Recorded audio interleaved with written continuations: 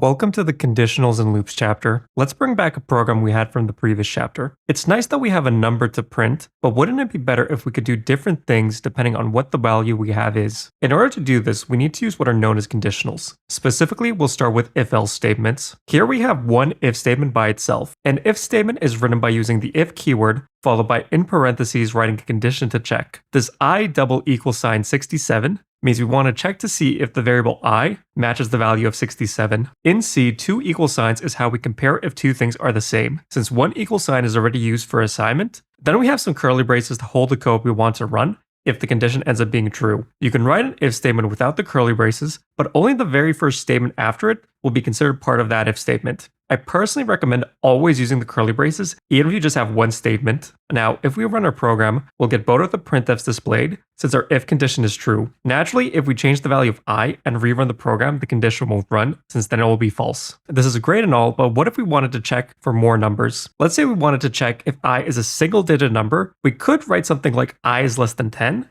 Now, with this condition, it doesn't matter if we use 1, 5, or the value 9, we'll trigger the if statement. Though there's a problem. Let's say we use a negative number like negative 12. It still triggers the if statement since negative 12 is smaller than 10, but that's not what we want from our if statement. So how would we fix this? Here we can add an additional check by using two ampersands and adding a second check within the if statement. Here we added if I is greater than or equal to negative 9. The double ampersand here means both conditions have to be true in order for this if statement to execute. The less than equal sign for the check simply means the value of I can be less than or equal to negative 9 to be considered true. Now, what if we wanted to print something out if the variable I is in a single digit? Let's say we wanted to print out something if a variable is 2 digits instead. We could add a second if statement afterwards, but there's a better way to do this. We can add an else if right after our original if statement. Here we can add another conditional check where we'll see if a variable I is less than or equal to 99. Or equal or greater than negative 99. When we have if statements change like this, only one of the possible paths will run. So if we change our variable I to let's say 24, only the second branch path of the if chain will run. Also, the conditional checks inside an if chain will be procedural, which just means it'll check the first one, then it'll go to the second one. If the first one happens to be true, it won't check the second one. Now, let's say we wanted to write another condition to check if we have 3 digits or more. We could add another else if, but since we don't care what the number is specifically, we can use an else statement. This statement will run if all the other branches of the if chain fail to resolve. So since our first if is checking for single digits and our second one is checking for 2 digits, we can be sure that anything that reaches the else block will be 3 digits or more. Now, with that out of the way, we've been writing very simple checks so far. But what if we wanted more complex conditional checks? We have quite a few options to pick from. We have the not equal operator, where we can check to see if two values don't match. Here we have an if statement where we're checking to see if a variable value is lucky 7 or not. We can also do either or conditions by using two pipe characters. Here we can write out if we're checking to see if a number is 7, 77, or 777. And basically, if any one of these inner conditions is true, we'll print that the number is lucky. Unlike the double ampersand operator, which needs both sides to be true, the or operator just needs one of the sides to be true for the entire condition to be considered true. We can still go further though. We can make the conditions inside the if statement more complex by using additional parentheses. We can create inner conditions as well. Here we have a mixed condition that needs both sides inside to be true, but as a whole, since we have the or operator, only the left or right side in total needs to be true. Now that we covered all the major cases for if statements, let's focus in a bit on what all this is. These logical operators we've so far are tied to what is known as Boolean logic, and a Boolean is nothing more than a value of 1 or 0, or in another sense, true or false. In fact, if we write an if statement with the condition being 1, it'll be evaluated as true and run. And if we create an if statement with the condition being 0, it'll be evaluated as false and never run. Booleans are so common in programming, most languages even have a Boolean data type, and we can write out the values as true or false directly. With C though, it's a bit of a special case. With the newest version of C, C23, technically the C language now does have a native Boolean type that has exactly 1 bit of memory and uses real true and false values. Though there's a big problem with using this. If you're using the MSVC Windows compiler, it doesn't yet support C23, which means you can't use the native bool type. Not to mention, if you're writing code that you want to be usable by a lot of people, targeting the latest version of the C language isn't a good thing. Language support for C is slow, and the industry moves even slower to adopt it. To this day, there are people writing C89 code since they want their code to be able to run anywhere. I think targeting C89 is way too extreme for most people, so I'd recommend splitting the difference and going with C99 as your absolute baseline if you do want to write code that can run just about anywhere. Thankfully, C99 also has a standard bool header, file is part of the C standard library. This file thankfully defines a bool data type and the keywords of true and false for us to use. The bool within standard bool is an integer data type, so it's not quite the same thing as the native bool data type. So the true and false defined in standard bool are actually aliases to the value of 0 and 1, but for practical purposes, you can use this as if it were a real Boolean data type. Also, since we're on the topic of Boolean data types, there is one more Boolean operator that is commonly used when creating conditionals. We have the logical not operator. This is simply an exclamation mark in front of a value or variable, and all it does is flip the value from true to false and vice versa. So if we look at our bool variable that's set to the value of false, if we run our program, we can see that the condition not false ends up being true and the condition runs.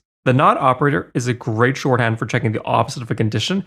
Now, let's change up our program and let's say we wanted to check if the value of I was 1, 2, 3, 4, or 5. We could write a long series of if-elses, but there's a better way to handle this. For this type of situation, we could use what is known as a switch statement. To write a switch, we'll start with the switch keyword, followed by the argument of what variable we want to check against. Next, within the braces, we want to write what are known as cases. Each case keyword is followed by the value we want to check against, and then the code we want to execute for that specific case. Lastly, we'll close off every case with a break keyword. Also, switch statements can have a default case at the very end. This is a good practice to have just in case your switch runs into a value you didn't account for. Now, let's return to this break keyword. What is it and why do we need it? The break keyword, like the word implies, lets us break out of the switch statement case. As soon as we hit the break keyword, we'll leave the switch statement. Switch statement cases, unlike if conditions, aren't isolated paths. If we don't use the break keyword and instead we had two cases back to back, the switch cases would hit the first case and then execute the second case's code. This is known as case fall through. Sometimes this behavior is wanted and used in programs, but if you're just starting out, this is probably confusing. The reason this happens is because the underlying way if and switches work are different. If we move closer to how the compiler actually converts your code, when you have a chain of ifs, you'll have multiple conditions individually to check in code. Whereas if you have a switch, it has something known as a jump or lookup table. So what a switch will do is when it compares the value, it'll jump to a specific location and continue executing code from there. The conditional checks don't exist around this jump code location, so we're the ones responsible for writing when we want to stop executing. Also, because of this difference, switch statements are also technically faster than long chains of if-elses. Though this difference is minor and you should always prioritize code readability over this minor performance difference, unless you're working on a special piece of code that absolutely needs max performance. Anyways, with that, we're done with the ifs and switches. So let's move on to the next portion and work with loops. A loop, like the word implies, is simply a piece of code that will repeat itself for some specified period and condition. C itself has three different types of loops. We'll start with a simple while loop. Just like our if statements from earlier, we start our while loop with a condition.